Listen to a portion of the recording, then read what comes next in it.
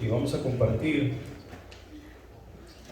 lo que Dios ha puesto en mi corazón para compartir con ustedes en cuanto a invertir, hablando de principios para invertir. Es demasiado importante el hecho de que nosotros tomemos este asunto en serio, porque aquí estamos hablando tanto de la vida mía como de la tuya. Y si nosotros prestamos atención a lo que la palabra de Dios nos dice, no solamente es nuestra vida dentro de la iglesia, sino que tenemos responsabilidad para con aquellos que están afuera de la iglesia. ¿Sí? No es en vano que Jesús vino hace unos 2000 años atrás. Y por cierto, en este tiempo es que celebramos la resurrección de Jesucristo, que por cierto cae el 31 de este mes. Estaremos observando la cena del Señor y estaremos celebrando lo que Jesús ha hecho por nosotros. Pero el significado de la resurrección de Jesús es donde el cristiano tenemos la meta. Porque si estamos haciendo todo este asunto del movimiento del cristianismo y de la salvación y vivir en santidad y que somos justos y que hay que desechar las cosas del mundo y servir a Dios, si no hay resurrección, Jesús dice en la Escritura, vano es lo que estamos viviendo. Si no creemos que Jesús ha resucitado de entre los muertos, nosotros estamos equivocados en cuanto a lo que la Biblia enseña. Tenemos que recordar que lo que vivimos en Dios es por fe, no por vista. No queramos venir a la iglesia, no queramos estar sirviendo en el reino de Dios y queramos ver a Jesús literalmente, o sentir que Dios nos da una palmadita en la espalda. ¡Oh, es que Dios no me ha felicitado! Dios no necesita felicitarnos. Dios sabe exactamente lo que cada uno de nosotros hacemos, pensamos y decimos. ¿Amén? ¿Ya están en Juan? Amén. Juan capítulo 21, versículos 15 al 17 dicen lo siguiente. Cuando hubieron comido, Jesús dijo a Simón Pedro: Simón, hijo de Jonás, ¿me amas más que estos? Le respondió: sí, Señor, tú sabes que te amo. Él le dijo: apacienta mis corderos. Volvió a decirle la segunda vez: Simón, hijo de Jonás, ¿me amas? Pedro le respondió: sí, Señor, tú sabes que te amo. Le dijo: pastorea mis ovejas. Le dijo la tercera vez: Simón, hijo de Jonás, ¿me amas? Pedro se entristeció de que le dijese la tercera vez: ¿me amas? Y le respondió: Señor, tú lo sabes todo, tú sabes que te amo. Jesús le dijo: apacienta mis ovejas. Nosotros hemos escuchado prácticas y prédicas y enseñanzas sobre este pasaje y las hemos escuchado de diferentes maneras. En lo que yo quiero que nosotros nos enfoquemos hoy es donde dice Jesús a Pedro: apacienta mis corderos. La segunda vez Jesús le dice a Pedro: pastorea mis ovejas. Y la tercera vez le dice: apacienta mis ovejas. Como que eso no tiene sentido. Pero si tú alguna vez has cuidado borregas, literalmente borregas, ovejas, tú sabes que eso es una inversión. Tú sabes que hay que cuidar las ovejas, no solamente de que estén donde tú quieres que estén, sino que tú tienes que invertir tiempo, tienes que ser vigilante de que el cazador no vaya a llegar y te arrebate una de esas ovejas. ¿Sí? Y vamos a tratar de ver unas cosas que Dios creo quiere que nosotros tomemos en cuenta, ya que nosotros somos la iglesia del Señor Jesús y tenemos una misión en el mundo, tenemos una misión que llevar a cabo. Y si ustedes se fijan a su alrededor, algunos de sus hermanos que están aquí a veces, no están aquí hoy. Y es necesario hacer una inversión, porque si no estamos con Dios, ¿con quién estamos? ¿Cómo? Con el diablo. No hay punto neutro. Jesús es bien claro en decir que el que no recoge conmigo, contra mí es. Desparrama. El que no es conmigo, contra mí es. El que no recoge, desparrama. Y tú y yo no queremos ser hallados en los que estamos desparramando.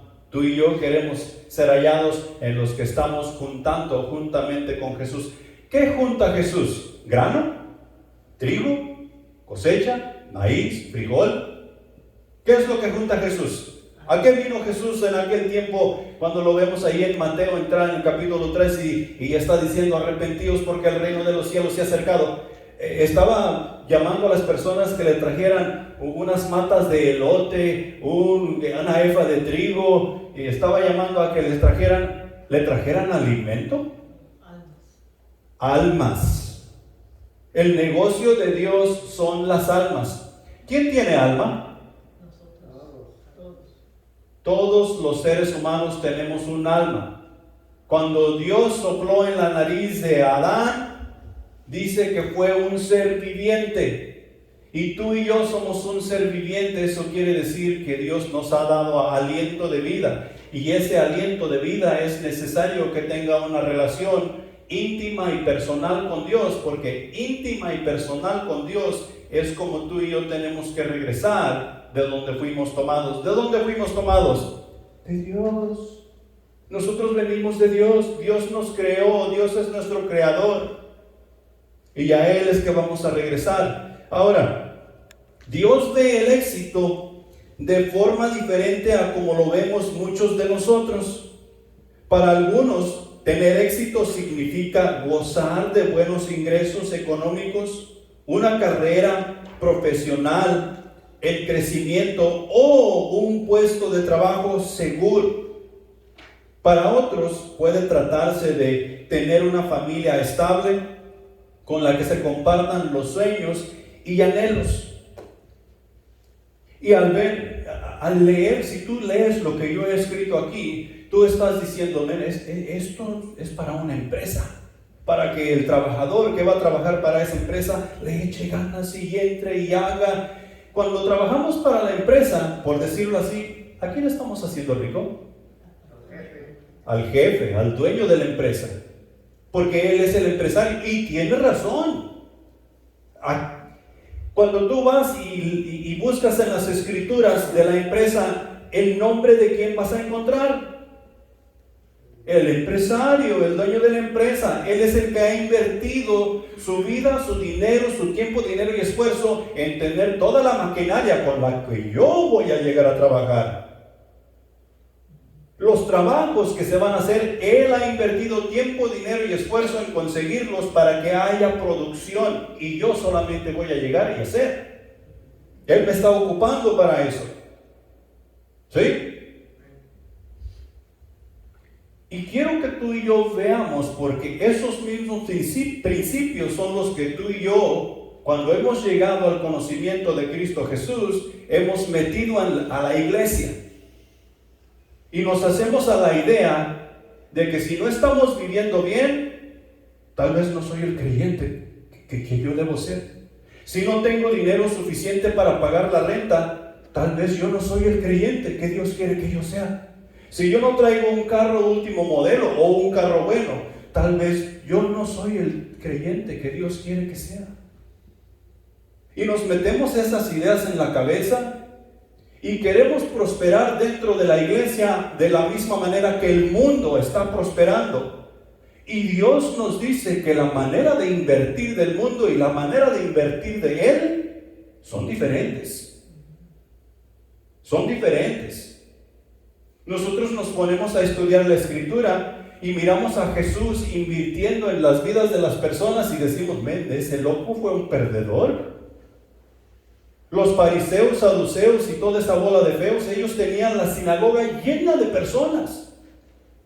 que llegaban a presentar sacrificio todas las semanas, día séptimo tras día séptimo tras día séptimo, y había dinero en la iglesia. Ellos traían ofrendas, ellos ofrendaban y traían, y los sacerdotes ellos vivían bien. Y Jesús viene y no pasa de 12 personas, y al último le quitan uno y se queda con 11 porque uno lo traicionó. Jesús fue el peor inversionista que jamás ha existido sobre la faz de la tierra, si nosotros lo miramos desde ese punto de vista. Porque no tenemos la mirada puesta en he aquí yo vengo pronto. La vida dentro de la iglesia, la vida en Dios, la vida en Cristo, no es por vista, es por fe. Y tú y yo tenemos que aprender a ver este asunto de invertir de una manera espiritual y no de una manera terrenal. El éxito a través de los ojos de Dios es más o menos así. Jesús nos dio el mejor ejemplo de cómo vivir una vida de éxito basada en lo que Dios valora, no en lo que Jesús valoraría, porque Jesús tenía un cuerpo humano. Y claro, leemos el libro de Juan, el primer capítulo, y nos damos cuenta, comenzando desde el principio, nos damos cuenta que Jesús era Dios. Este verbo fue encarnado, tomó forma de hombre, era Dios en la carne. Y sin embargo, no fue él sobre sus propias ideas, sino que todo lo que él llevó a cabo, él consultaba con su Padre Celestial para llevar a cabo lo que él tenía que llevar. Jesús vivió en obediencia al Padre, disfrutó de una comunión especial con él y permitió que se cumpliera el propósito para el cual fue enviado. Jesús no vino a tener mansiones, a tener camellos, ovejas, cabras. Jesús no vino a buscar un reino terrenal. Así como todos los judíos pensaban que Jesús iba a destronar al César y sentarse en el trono allá en Roma y poner todas las cosas en su lugar, porque eso es lo que pensaban. Jesús vino a traer un reino celestial, y este reino celestial era por medio de la obediencia a la palabra de Dios al pie de la letra, que fue lo que Jesús cumplió. ¿Qué crees que nos ha encargado Jesús? Lo mismo. Así como el Padre me envió a mí, yo te envío a ti. Ve al mundo y haz discípulos, bautizándolos en el nombre del Padre, del Hijo y del Espíritu Santo, enseñándoles que guarden todas las cosas que yo les he enseñado. Y he aquí yo estoy con vosotros todos los días hasta el fin del mundo. Y el pueblo de Dios dice, amén. Así es. Eso es lo mismo que Jesús nos ha encargado. Ahora, Jesús nos lleva al arrepentimiento.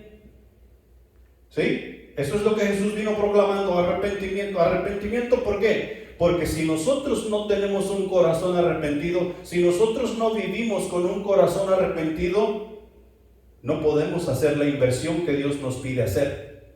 Tú y yo nos es necesario llegar al arrepentimiento. El arrepentimiento nos trae la salvación. El arrepentimiento abre las puertas a la misericordia de Dios. Y si nosotros, una vez que las puertas han sido abiertas a la misericordia de Dios, ¿sabes qué sigue? La justicia de Dios se nos pone a nuestro favor para que tú y yo seamos hallados justos. Pero sin arrepentimiento no hay salvación.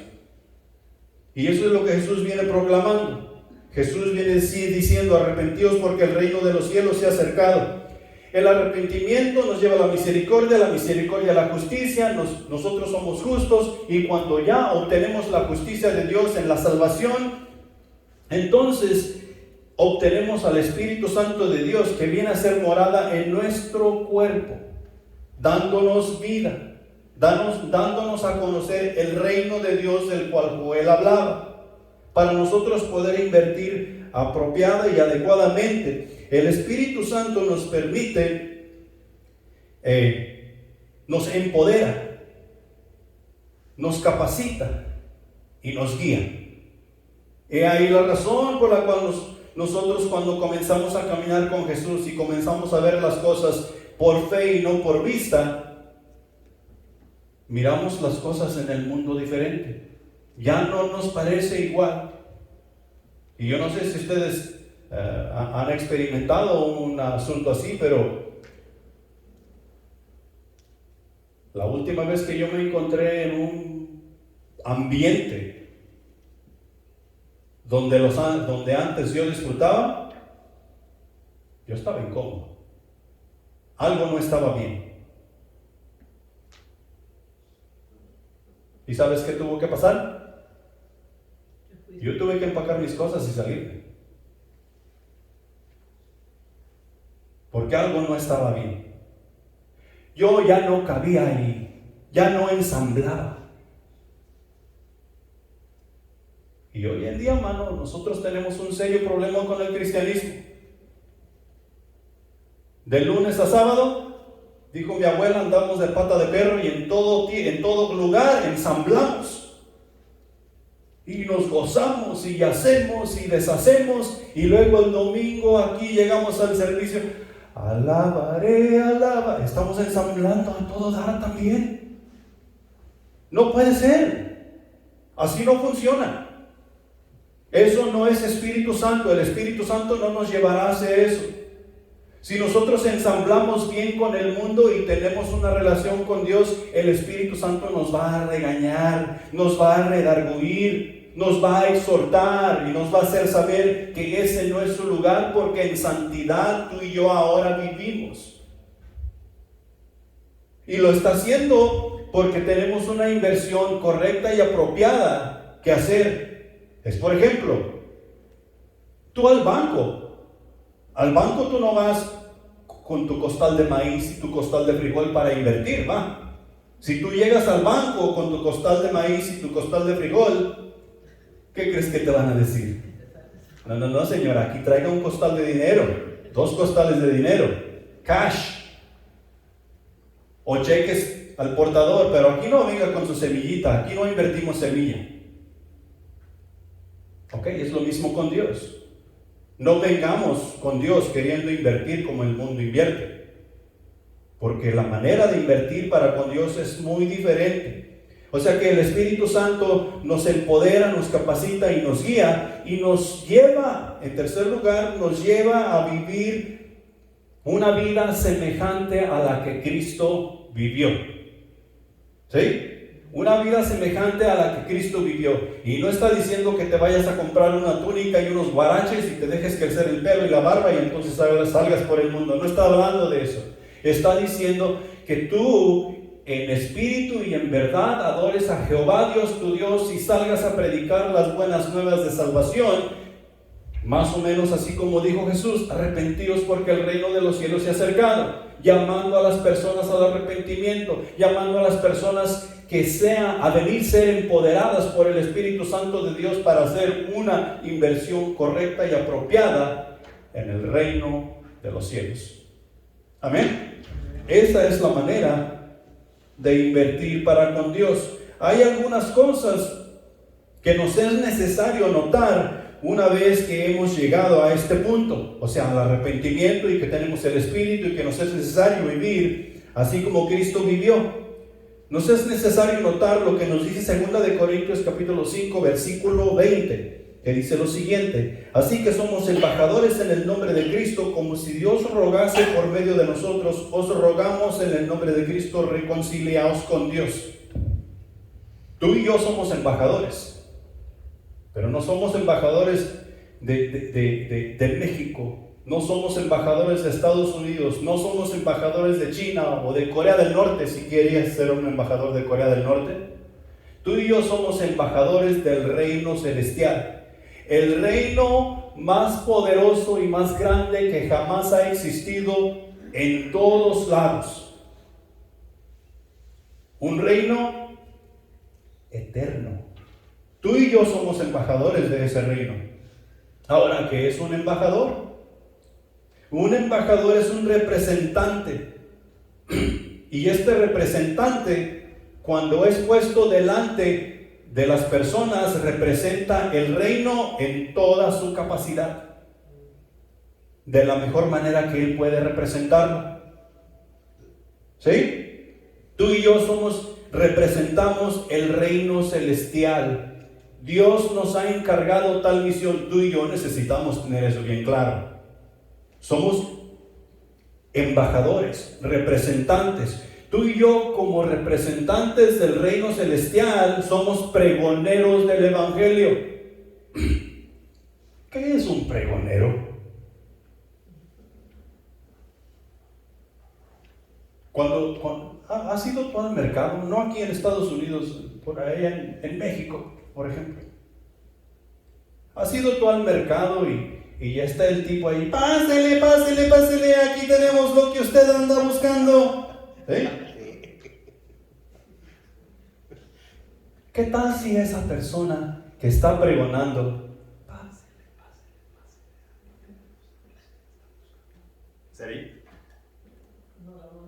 ¿sería ese un pregonero? ¿Eso es lo que pregonero quiere decir? Pregonero quiere decir que tú te vas a sentar, a parar en la plataforma más alta que tú puedas encontrar y tú vas a dar el anuncio a todo pulmón para que todos los que puedan oigan el mensaje que tú tienes que declarar. Tú y yo somos pregoneros del evangelio porque somos embajadores. Como embajadores, el evangelio es lo que tú y yo anunciamos en espíritu y en verdad y con todas nuestras fuerzas. Tenemos que tener eso en cuenta porque es parte de la inversión que tú y yo hacemos. He escuchado personas en mi vida que han dicho, no hombre, pues la vida cristiana hay que vivirla, pero no hay que andarla regando por todos lados. Entre menos personas sepan que yo soy cristiano, mejor.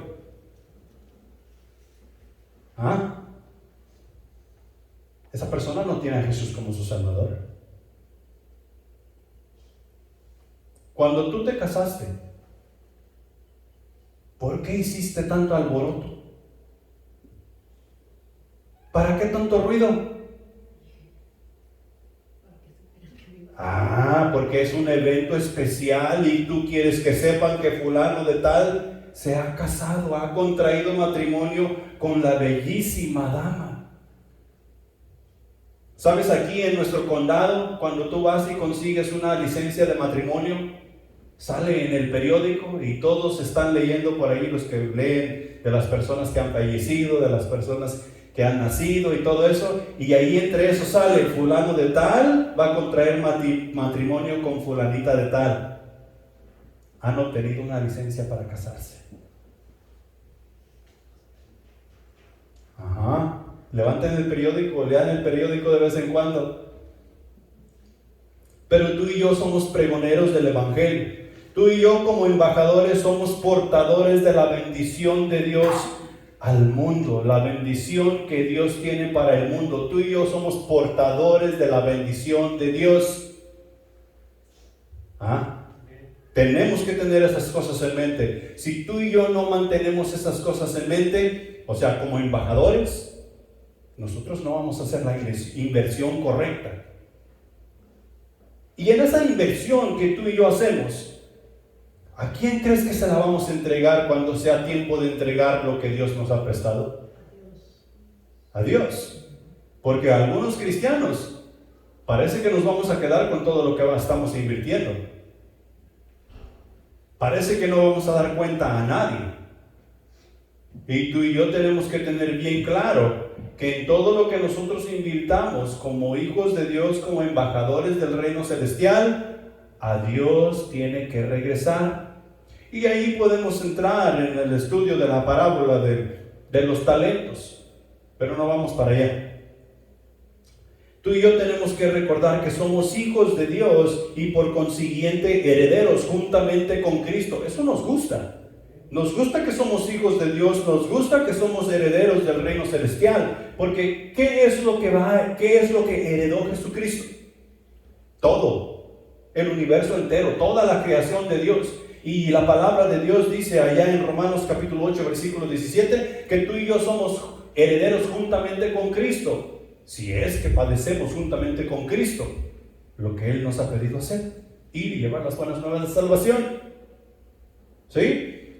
Tú y yo no solamente somos hijos, somos ministros de justicia, según 2 de Corintios capítulo 3, versículo 6. Somos ministros de justicia. Eso quiere decir que tú y yo somos expertos en ministrar la justicia, no solamente para nuestras personas, sino para con todas aquellas personas quienes nos rodean. Somos ministros de justicia.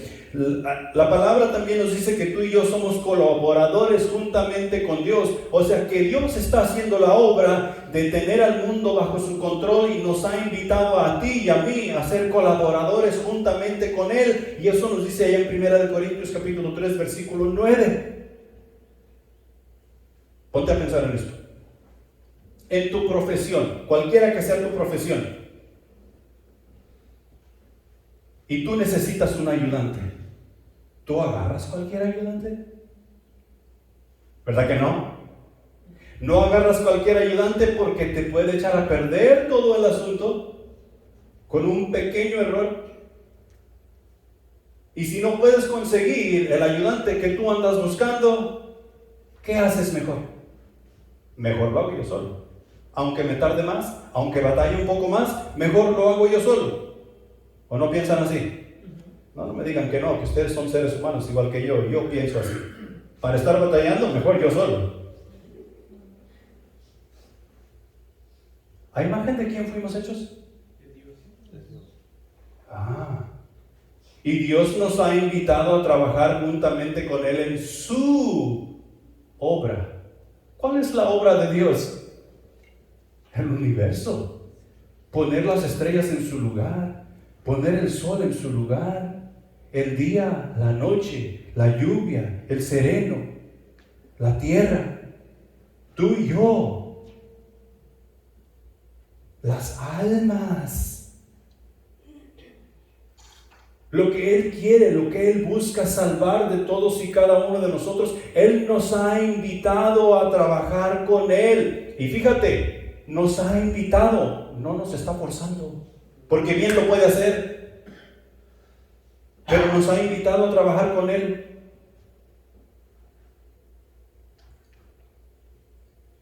Somos santos, justos, dignos de servir en el reino del Señor Jesús. Porque eso es lo que obtuvimos cuando llegamos a ese arrepentimiento y obtuvimos esa justicia que nos llevó a la salvación. Que por cierto, fue por gracia, o sea que no tuvimos que hacer absolutamente por ganarlo, porque no hay cosa que podamos hacer por ganarlo. Fue por gracia, un regalo de Dios, para que pudiésemos tú y yo trabajar con Él en su obra. Amén. Amén. ¿Dónde vamos a invertir? Todavía no llegamos a los puntos, pero sí era bueno que estuvieran haciendo notas. ¿Dónde vamos a invertir? Y aquí es donde comenzamos a ver lo que Jesús le dijo a Pedro. ¿Dónde vamos a invertir? Porque Jesús le dice a Pedro: apacienta mis corderos. ¿Me amas? Y Pedro le contesta: sí, Señor, yo te amo. Apacienta mis corderos. Jesús prácticamente le está diciendo a Pedro que alimente las crías de las ovejas. Un cordero no es una oveja. El cordero es la cría de la oveja. Y no es igual estar viendo por gente adulta que estar viendo por los hijos de la gente adulta. Son dos cosas muy diferentes. Y Jesús le está pidiendo a Pedro: apacienta mis corderos, atiende mis corderos, alimenta mis corderos. Y cuando estamos hablando de alimentar los corderos, no le puede dar el mismo alimento que le da a las ovejas, a lo que le tiene que dar a los corderos. Así es que tú y yo tenemos que tomar conciencia de eso. ¿Dónde es que tú y yo vamos a invertir? Si Jesús nos está diciendo que apacentemos los corderos y nosotros únicamente queremos estar con las ovejas porque con las ovejas no batallamos. No, Jesús está diciendo: apacienta mis corderos. Apacienta mis corderos, apapáchalos, cuídalos, vigílalos, cuida que coman lo que es correcto. No los dejes correr por todos lados como si no tuvieran papá y mamá. Apaciéntalos. Jesús también le dice a Pedro, pastorea mis ovejas. Pastorea mis ovejas. A mí me han preguntado, ¿cuál es tu llamado? Y es fácil decir, Dios me ha llamado a predicar. Porque si Dios me ha llamado a predicar, yo no tengo que pastorear, solamente predico. Y ya hay que se hagan garras como puedan. Jesús le está diciendo a Pedro aquí, pastorea mis ovejas. En otras palabras, Pedro tiene que invertir su tiempo con las ovejas. Tiene que ver que estén bien de salud. Tiene que ver que su lugar de morada esté bien. Tiene que cuidarlas del enemigo, porque las ovejas no son salvajes. O sea que tú no vas a ver una oveja con sus dientes bien afilados o garras para atacar. No. Entonces está diciendo, pastorea mis ovejas, tiene que cuidarlas, tiene que ver por ellas. Y al mismo tiempo está hablando de disciplina, que es exactamente lo que tú y yo hacemos dentro de la iglesia. Yo el viernes les comenté y les dije que yo exigía el cuaderno espiritual. Y yo, no estoy diciendo que es una exigencia, pero yo exijo el cuaderno espiritual porque es un bien para ti. Y tampoco voy a estar viéndote por la ventana a las 12 de la noche a ver si ya hiciste tu cuaderno espiritual. Tampoco lo pienses de esa manera. Pero yo te voy a preguntar, ¿ya hiciste tu cuaderno espiritual? ¿Cuál fue el versículo del día? ¿Sabes qué dice Juan 3:16 y ese fue el versículo del día? Porque me es importante que tú estés adiestrándote en lo que Dios quiere que tú te adiestres. Porque es la inversión que tú tienes que hacer para con el reino de Dios, con el reino celestial. Entonces hay disciplina entre todo eso, hay disciplina a las ovejas. El sentido que tiene todo esto es que si nosotros, o sea, Jesús le está diciendo a Pedro que si tú disciplinas las ovejas, no vas a batallar mucho con los corderos. Tú disciplinas las ovejas y los corderos van a seguir a las ovejas en su trayectoria. Y es exactamente lo que enseñamos dentro de la iglesia. Nuevamente, yo les he dicho muchas veces, tú quieres saber cómo son los hijos, observa a los padres, cómo se portan, cómo hablan, cómo piensan, cuáles son sus primeras reacciones, y tú miras cómo son los padres, así son los hijos. O al revés, los hijos andan como locos por todos lados, haciendo y deshaciendo y nadie les dice nada. Así son los padres, son los que siguen. Y eso es lo que Jesús le está diciendo a Pedro: pastorea mis ovejas. Y por último, Jesús le dice a Pedro: apacienta mis ovejas. Las ovejas no solamente necesitan de cuidado y necesitan de disciplina, las ovejas también necesitan ser apacentadas. Es, por ejemplo, ¿cuántos aquí de nosotros comeríamos tacos todos los días? Hey, tú y yo comeríamos tacos todos. ¿Qué tan saludable es comer tacos todos los días? No es. ¿Verdad que no? Especialmente si son de chicharrón todos los días. Imagínate tú, vas a llegar como a los 40 y te va a dar lo que me dijeron por ahí, un corazón de ataque. Y no vas a saber por qué. Pues si yo comía bien, el fulano de tal comía bien y hacía esto y trabajaba y se miraba bien. Pues sí, pero esos tacos que comía todos los días de lonche, de desayuno, lonche y cena, lo llevaron a la tumba bien rápido. ¿Qué crees que harían las ovejas si tú solamente las llevas al campo y ya que coman lo que sea? No podrían caminar. Las ovejas comerían lo que tengan enfrente. Si las ovejas miran el pasto más verde al otro lado del arroyo y en el arroyo se van a quedar atascadas, ¿tú qué crees que van a hacer las ovejas? Se van a querer brincar para el otro lado y tú vas a perder una oveja.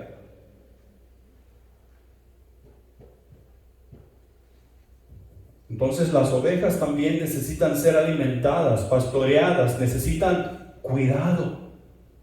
Y eso es lo que Jesús le está diciendo a Pedro. Apacienta mis corderos, pastorea mis ovejas, apacienta mis ovejas. Segunda de Pedro, capítulo 5, versículos 2 y 3. Esto es Pedro hablando en la carta a la iglesia y dice: apacentad la grey de Dios que está entre vosotros, cuidando de ella, no por fuerza, sino voluntariamente, no por ganancia deshonesta, sino con ánimo pronto, no como teniendo señorío sobre los que están a nuestro cuidado, sino siendo ejemplos de la grey. ¿De quién son las ovejas? De Dios.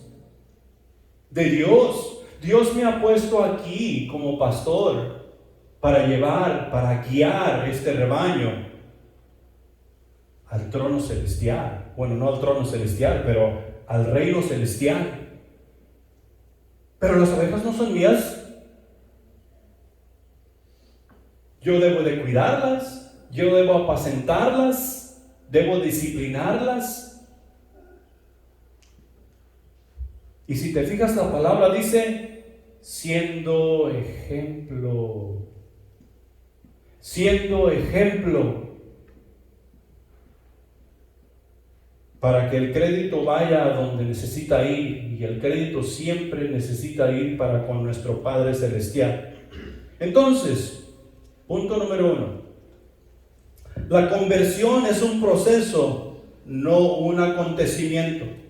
La conversión que nosotros obtenemos en el arrepentimiento, o sea, cuando nos convertimos a Cristo Jesús, es un proceso, no un acontecimiento. En su mayoría, los cristianos que miramos moverse ante nuestros ojos en la actualidad es muy superficial. Hemos tomado la conversión a Cristo como un acontecimiento que sucedió en la vida y todo quedó listo, ya no hay nada más por hacer. Ya he sido convertido, hice mi profesión de fe, acepté a Jesucristo como mi Salvador y ya quedó hecho. Cuando yo muera, yo voy a ir al cielo y voy a ver a Jesús. No es un acontecimiento. La conversión al cristianismo es un proceso. ¿Y saben cuánto va a durar ese proceso? El resto de la vida. El resto de la vida. Nosotros tendremos altas, nosotros tendremos bajas, y habrá veces que en este proceso de la conversión habrá momentos difíciles y momentos de mucha felicidad, y en muchos momentos difíciles el tirar la toalla será bastante atractivo. Bastante atractivo. ¿Para qué estar batallando? Creo que vivo mejor sin estar en la iglesia. Creo que vivo mejor sin tratar de hacer lo que es correcto. Se verá bastante atractivo tirar la toalla. Pero tenemos que recordar que la conversión es un proceso y no un acontecimiento, no algo que sucedió y ya las cosas quedaron hechas. Mira, si nosotros leemos el contexto de ahí del capítulo 21, o sea que nos vamos más atrás, nosotros nos vamos a dar cuenta que el testimonio de Pedro estaba por los suelos. Pedro tal vez había llegado a decir: aquí se acabó. A poquito antes de ahí, del pasaje que leímos, estaban los discípulos reunidos y Pedro dice: yo voy a pescar. Que es la profesión que él hacía antes de que comenzara a seguir a Jesús. ¿Y qué dijeron los otros discípulos que estaban con él? Vamos, nosotros vamos contigo a pescar. ¿Sí? Y ellos anduvieron pescando toda la noche y llenaron la barca de peces y salieron a la orilla. No, ellos no pescaron absolutamente nada. Y cuando ellos voltearon a ver, ellos vieron a una persona que andaba en la playa. ¿Sí? Y esa persona les pregunta: hijitos, ¿han pescado algo? Y ellos que dijeron: nada.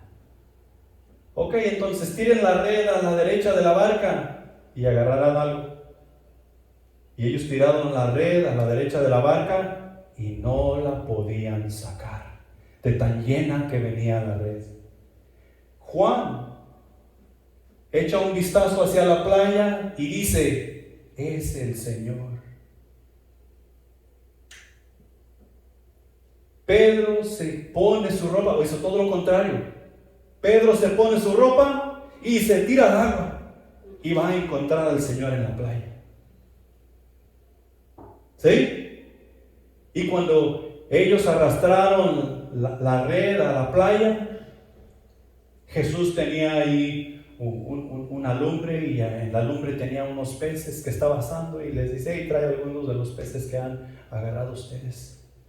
Y la escritura dice que ellos nomás se miraban los unos a los otros. Me imagino que ellos estaban ahí sentados, nomás mirándose los unos a los otros, pero nadie le preguntaba: ¿quién eres tú? ¿Sabes por qué no se atrevían a preguntarle? Porque sabían que era el Señor. Ellos estaban atónitos de que el Señor verdaderamente había resucitado. Y ahí es cuando comienza la conversación: Pedro, ¿me amas? ¿Me amas más que estos? Apacienta mis ovejas. Pero vayamos un poquito más atrás. Allá en Juan capítulo 18, versículo 10, dice: entonces Simón Pedro, que tenía una espada, la desenvainó e hirió al siervo del sumo sacerdote y le cortó la oreja derecha, y el siervo se llamaba Malco. Cuando Jesús fue arrestado, Jesús sacó su espada y atacó a los soldados que venían a llevarse a Jesús preso, y le cortó, era la derecha, le cortó la oreja derecha al tipo este. ¿Y qué le dijo Jesús? Lo reprendió. Le dijo: guarda tu espada. El que a espada vive, a espada muere. Este asunto no se va a hacer así. Se va a hacer como Dios dice, no como el hombre quiere. Entonces Pedro fue regañado. Cometió un error. ¿Cómo te sientes tú cuando cometes un error y te regañan? Oh, yo me siento de maravilla. Ojalá me regañaran todos los días. Sí, tú. Uno se siente mal, uno se siente pésimo y quiere regresarlo. Allá en los pasajes del 15 al 27, nosotros encontramos ahí, creo que es en el capítulo 19, nosotros encontramos el famoso relato donde Pedro niega a Jesús, ya que ellos estaban ahí y Pedro le dice: no, Jesús, nada de esto te acontecerá. Y Jesús le dice: ciertamente te digo, Pedro, que antes que cante el gallo, tú me habrás negado 3 veces. En los versículos del 15 al 27, ahí está el relato donde Pedro niega a Jesús 3 veces. ¿Tú te pareces a ellos? ¿Eres discípulo de...? No, yo a ese tipo no lo conozco. Tú hablas como ellos. ¿Tú eres de los discípulos de Jesús? No, yo no conozco. Yo no sé quién es. Y nuevamente le preguntan: si tú eres discípulo de... Yo no conozco a ese tal por cual. Y enseguida, Pedro se acordó que antes de que el gallo cantara lo iba a negar. ¿Cómo crees que se sentía Pedro cuando estaba comiendo allí pez con Jesús en la playa?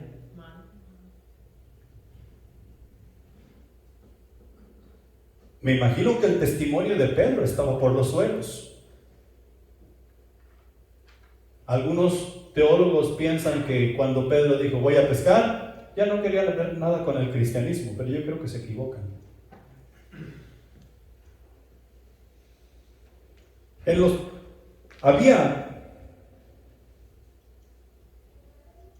había abandonado a Jesús.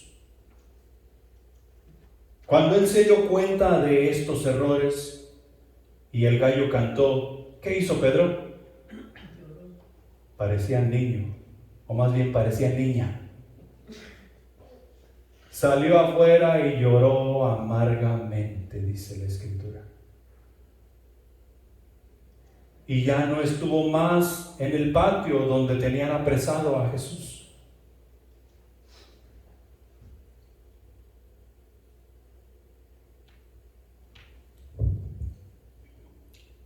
El proceso de la conversión en el cristianismo pasará invirtiendo, nosotros pasaremos invirtiendo el resto de la vida que nos resta en este mundo. Tendrá altas, tendrá bajas, pero la inversión al final del tiempo será lo que necesita ser. En Romanos capítulo 12, versículo 2, nos dice: no os conforméis a este siglo, sino transformaos por medio de la renovación de vuestro entendimiento, para que comprobéis cuál sea la buena voluntad de Dios, agradable y perfecta. Tú y yo necesitamos crecer en la fe. Pedro necesitaba ser alentado en la fe. Pedro necesitaba seguir creciendo en la fe. Si tú y yo no somos transformados en esta conversión que hemos obtenido, jamás vamos a invertir correcta y apropiadamente. Y la manera que tú y yo vamos a ser transformados es alejándonos del mundo. Y no estoy diciendo que te vayas a vivir a otro planeta, porque eso es la excusa que ponen muchos. No, pues si yo vivo en este mundo, ¿cómo me voy a alejar de él? No participes en las cosas que son del mundo, participa en las cosas que son de Dios. Recuerda, tú eres justo, tú eres santo, tú tienes al Espíritu, tú te has arrepentido. Necesitamos crecer en la fe, y la manera de crecer en la fe es no conformándonos a este siglo, y ser transformados por medio de la renovación de nuestro entendimiento. Efesios capítulo 5, versículo 21 nos dice: someteos unos a otros en el temor del Señor. Dentro de la iglesia, ¿quién manda? Dios. Yo les diría, el que aquí manda soy yo. ¿Ah? ¿Sería correcto eso? No. Aquí no hay quien mande. Todos nos dirigimos por medio de la Escritura y por medio de lo que Dios dice. Es lógico que cuando se llegue el tiempo y se tienen que hacer decisiones, alguien tiene que hacer la decisión. Pero en algunas iglesias, o dichas iglesias, quien manda es el pastor. Las cosas no se hacen si el pastor no está de acuerdo. En otras iglesias, quien manda es la congregación. El pastor no predica si la congregación no quiere. Imagínate tú, los discípulos diciéndole a Jesús qué puede y qué no puede hacer. La multitud de los 5,000 a quienes Jesús les dio de comer, le está diciendo a Jesús qué puede y no puede hacer. La inversión está equivocada. Tú y yo tenemos que tomar conciencia de que lo que es esta conversión, a dónde nos lleva. Tú y yo nos debemos someter los unos a los otros. O sea, que yo me debo someter a mí, tú te debes someter a mí, pero no nada más porque sí, en el temor de Dios. Y temor de Dios quiere decir que tú y yo vamos a hacer lo que Dios dice. Eso es el temor de Dios. O como nos dice el proverbio, el principio de la sabiduría es el temor a Jehová. Segunda de Corintios capítulo 3, versículo 18 dice: por tanto, nosotros todos mirando a cara descubierta como en un espejo la gloria del Señor, somos transformados de gloria en gloria en la misma imagen como por el Espíritu. Mientras tú y yo hacemos la inversión correcta, nos estamos transformando a la imagen de Jesucristo, quien es quien agrada a Dios. Cuando Dios nos está viendo a ti y a mí trabajando en esta conversión, siendo transformados, a quien Él está viendo es a Jesús, no a nosotros. Porque Jesús es quien le agrada a Él. Este es mi Hijo amado en quien yo tengo complacencia. Tú y yo necesitamos tomar las riendas del ministerio. Las riendas del ministerio que Dios te ha dado a ti. Dios me ha dado a mí el ministerio del pastorado y yo necesito tomar las riendas del pastorado y ser responsable sobre esas cosas y hacer las decisiones que van sobre esas cosas. Pero tú necesitas tomar las riendas del ministerio que Dios te ha dado a ti. Y juntos nosotros hacemos este asunto. Juntos invertimos en el reino de Dios. La conversión no es un acontecimiento, es un proceso que durará el resto de la vida.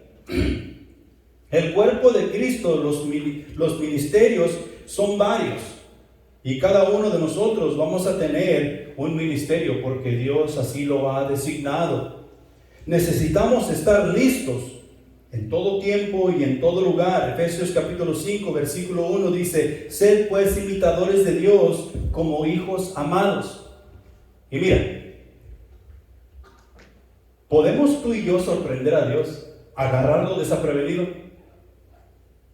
Que nosotros digamos: voy a espantar a Dios. Y nos agachamos por allí, nos escondemos y vamos a llegar hasta el trono de Dios y ¡boom! Y Dios va a decir: no te había visto, me sorprendí. No, jamás podremos hacer eso. Algunos cristianos pensamos que lo podemos hacer, o dichos cristianos, no. Y de la misma manera, tú y yo necesitamos estar alerta, necesitamos imitar a Dios, o tratar de imitar a Dios, porque imitar a Dios es imposible. Tratar de imitar a Dios, ser santos, ser justos, ser misericordiosos, ser amorosos, enseñar correctamente la verdad. Por ejemplo, todas esas cosas. Punto número 2. El creyente está en el reino para servir. Jesús está hablándole a Pedro y le dice: apacienta mis corderos, pastorea mis ovejas, apacienta mis ovejas. ¿Y qué? ¿Por obra de magia Pedro iba a hacer esas cosas? No, Pedro tuvo que servir para poder pastorear, para poder alimentar. Pedro tuvo que servir. Y de la misma manera, tú y yo, en el reino de Dios, vamos a tener que servir. De alguna manera, nos hemos hecho a la idea de que Dios nos ha salvado para estar en completa paz. Hemos obtenido la salvación, ya no somos víctimas de la ira de Dios y solo hay que gozar de la vida. O sea que hay que llegar el domingo a la iglesia, hay que sentarnos en esa banquita y cuidado, alguien se siente en mi lugar. Y el predicador más le vale que predique algo que me gusta a mí y que me va a ayudar en mi vida. Porque yo he aceptado a Jesucristo como mi Salvador y quiero tener completa paz. Porque eso es lo que Dios dice. A mí me gustaría saber dónde dice eso. ¿Les invitas a tener un día de trabajo en la iglesia? No, yo no vine aquí a trabajar. Yo vine aquí a escuchar la palabra de Dios. Hay que hacer una iglesia. Alguien tiene que aspirar la alfombra, alguien tiene que trapear los pisos, los trastes se tienen que lavar, la cocina necesita... No. Vayan, búsquense a otros para... Ocupen a alguien. Porque Dios me ha salvado en victoria. Y estamos súper equivocados. Imagínate tú que tu mujer en tu casa te diga: necesito una sirvienta que tienda las camas y lave los trastes y trapee el piso. Ay, sí, mi amor, yo voy a conseguirte una para que tú no estés batallando y no te ensucies tus bonitas manos. Esa sería nuestra respuesta, ¿verdad? Sí, tú, ¿para qué te casaste? Ahora, éntrele, barra, es más, haga de comer. Y lo mismo sería al revés. Salga a trabajar y provea para la casa, hay que pagar biles. ¿Qué nos hace pensar que vamos a llegar al reino de Dios solamente a calentar un asiento? Es necesario servir. Dios trabaja. Dios no descansa. Para Dios no existe el fin de semana. Para Dios no existe el día ni la noche. Somos unos chiflados, es lo que pasa. Y tú y yo necesitamos entender que la inversión que estamos haciendo en el reino de Dios no es para nosotros. Todo buen ciudadano sirve a su nación. Todo patriota está dispuesto a morir por su patria si es necesario. El mal en el mundo existe y por consiguiente habrá gente malvada que llevará a cabo los malos pensamientos que el enemigo maquina en sus mentes. El buen ciudadano invierte. ¿Sí? Hablando terrenalmente, el buen ciudadano invierte, participa en hacer del lugar donde vive un lugar mejor para todos, para que todos disfruten, su familia, sus hijos, sus vecinos. Respeta las leyes y normas que rigen la vida social, o sea que la basura pase cuando tiene que pasar, que el señor policía haga sus patrullajes de seguridad de vez en cuando, porque hay gente malvada. Y si hay algo que no está bien en el barrio, hay que hablarle al señor policía, porque no necesitamos crimen en nuestro. Es un buen ciudadano, respeta las leyes, ayuda en la conservación de la naturaleza, o sea que no tumba árboles nada más a lo loco, no quema por aquí, no tira basura por allá y todas las demás cosas. Desarrolla un verdadero compromiso social o ayuda a desarrollar un verdadero compromiso social, participa en actividades de la comunidad, usa el derecho a votar y es voluntario. Esos somos nosotros. Porque si nosotros manejamos por nuestro barrio, olvídate de caminar, no, ya vivo en Estados Unidos y tengo 2, 3 carros, ¿cómo voy a andar caminando? Nosotros encontramos algunas viviendas que yo creo que no conocen un bote de basura. Y ya es triste. ¿Y sabes qué es todavía peor? Que así estamos en el reino de nuestro Dios.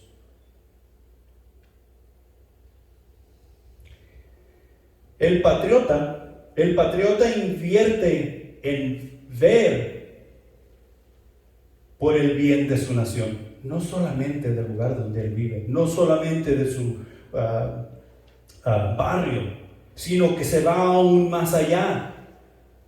Ve por el bien de su nación, sostendrá la constitución a lo mejor de su habilidad, la constitución de su nación, se involucrará para defender su nación de ataques tanto internos como externos. En la mayoría de los casos estará dispuesto a dar su vida por su nación si es necesario. Así como decimos nosotros aquí en Estados Unidos, que aquí somos libres, pero muchos no estamos dispuestos a dar nuestra vida por conservar esa libertad. En Jesucristo somos libres, déjame decirte y déjame aclararte. En Jesucristo somos libres. Y tú y yo tenemos que luchar en contra de las fuerzas del mal para conservar esa libertad y decir que somos justos en Cristo Jesús, decir que somos santos, y no solamente decir, sino vivir esa justicia y esa santidad. Pero tenemos que luchar, porque el diablo se encargará de que tú y yo perdamos ese derecho. Jesús pide a la iglesia lo mismo que pide a Pedro aquí en el capítulo 21. Y nos lleva a Gálatas. Gálatas capítulo 6, versículo 2, dice: sobrellevad los unos las cargas de los otros y cumplid así la ley de Cristo. Si tú y yo llevamos las cargas los unos de los otros, quiere decir que tú me tienes que cuidar a mí, que tú me tienes que disciplinar a mí, que tú tienes que ver por mí, y yo tengo que hacer lo mismo para contigo. No está hablando de literalmente llevar una carga. Está hablando de que tú y yo nos ayudemos en el camino de la fe para invertir correcta y apropiadamente y juntos dar honra y gloria a nuestro Padre Celestial, porque tú y yo somos hermanos en la fe y necesitamos trabajar en esa conversión. ¿Qué dice Proverbios? Hierro con hierro se aguza. O sea, hierro con hierro se afila.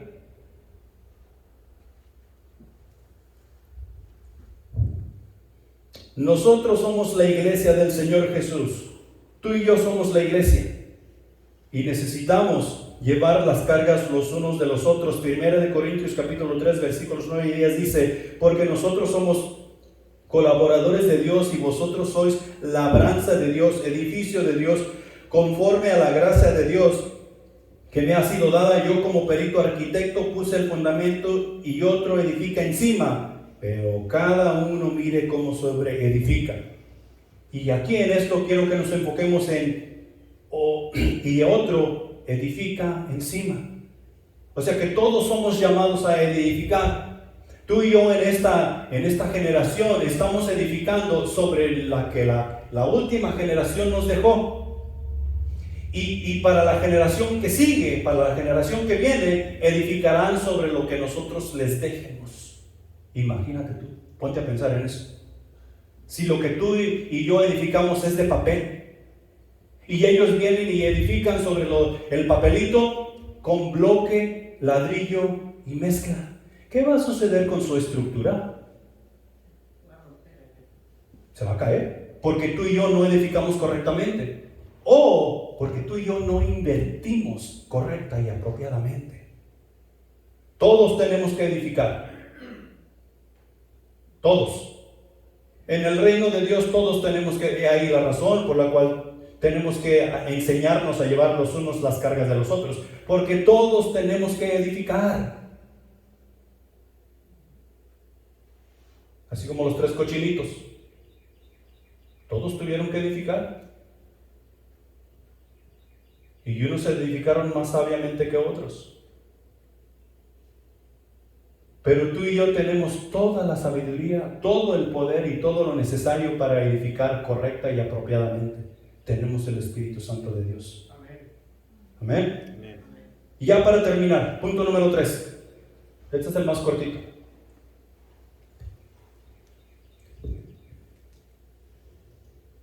Cristo, iglesia, el mundo. Ese es el punto. Y si nos fijamos en la enseñanza que Jesús le da a Pedro, es exactamente lo mismo. Pedro no podía hacer nada sin Cristo. Pedro no podía ser parte de la iglesia al menos que él se sintiera o viera que realmente había restauración. Pedro, ¿me amas? Sí, Señor, tú sabes que te amo. Ponte a trabajar. Deja de andar queriendo pescar, ponte a trabajar en lo que yo te he llamado, porque Jesús les dijo: venid en pos de mí y os haré pescadores de hombres.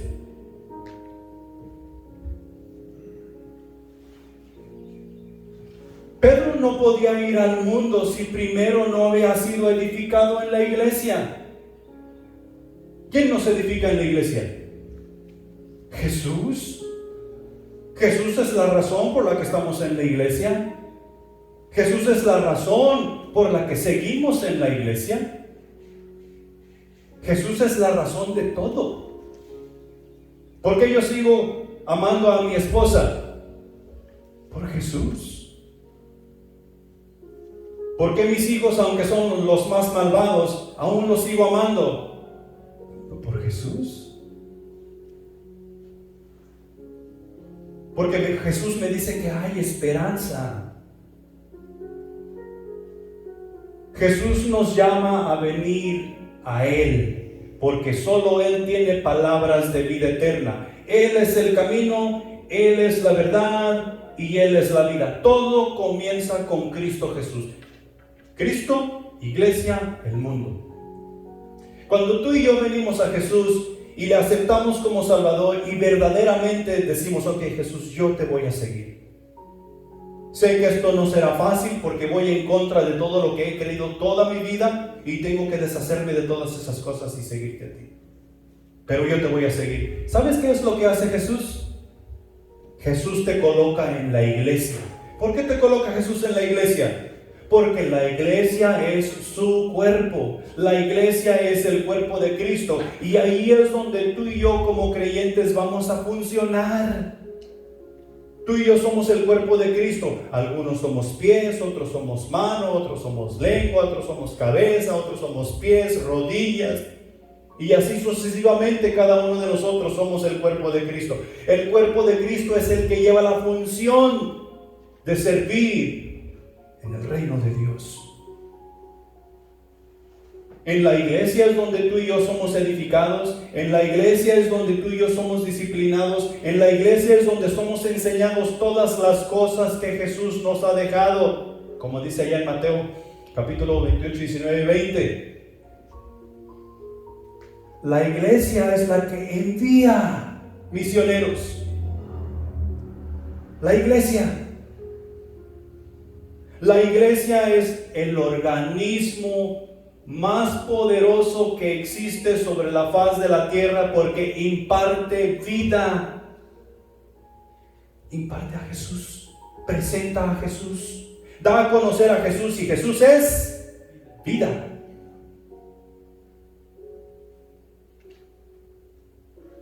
La iglesia nos manda al mundo y no nos manda únicamente por mandarnos, nos manda con poder, fuerza y sabiduría,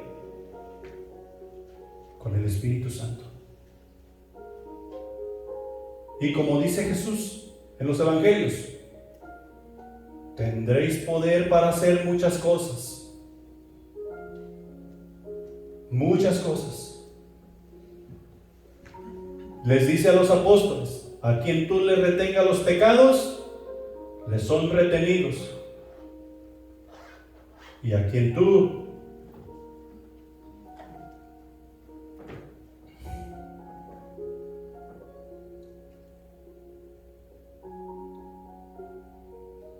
es poder.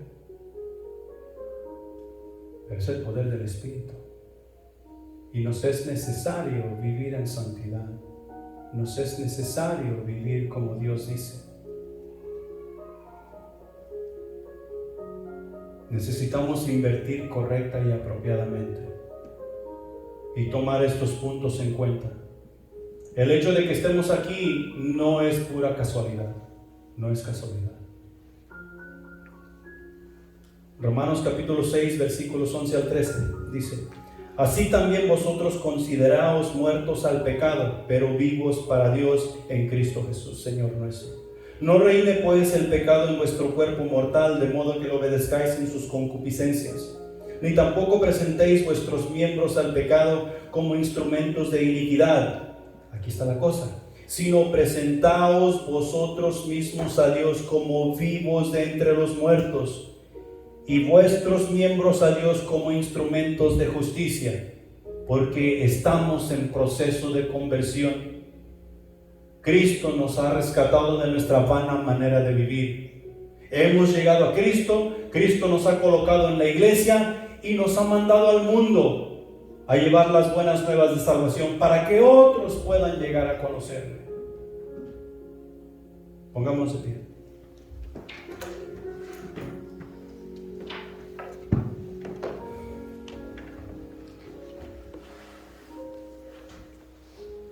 ¿Cómo decidimos?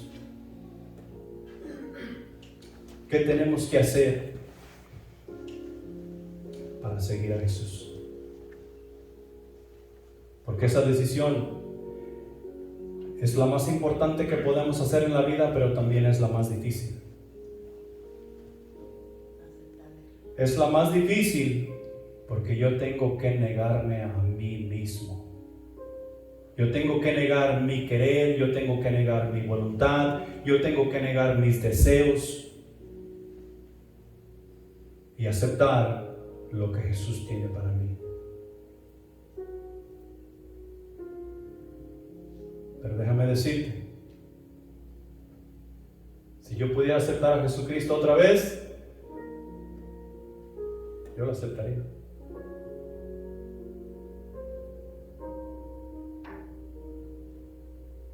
Y no hay arrepentimiento. Te digo eso porque no hay arrepentimiento.